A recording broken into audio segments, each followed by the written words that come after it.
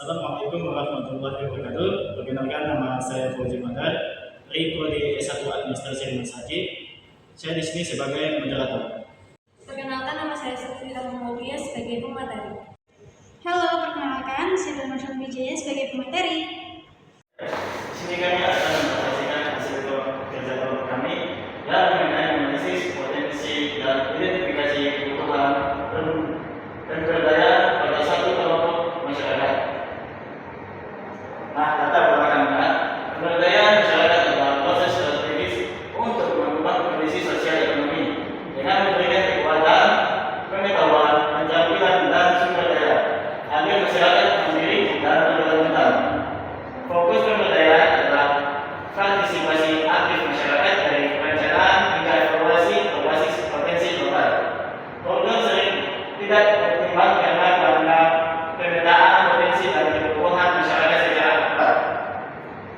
Analisis potensi dan kebutuhan diperlukan agar program tetap sasaran dan efektif untuk pembangunan sosial ekonomi berkelanjutan.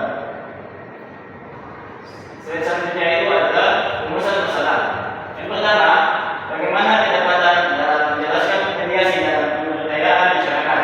Yang kedua, bagaimana kedapatan dalam mengorganisasikan pemberdayaan masyarakat. Yang ketiga, bagaimana kedapatan dalam memformulasikan kegiatan pemberdayaan yang sesuai dengan kondisi masyarakat. Yang keempat, bagaimana kedapatan dalam menjelaskan kemanfaatan keterampilan yang ada dalam kelompok masyarakat. Yang kelima, bagaimana kedapatan dalam menjelaskan bentuk fasilitas untuk kelompok sasaran.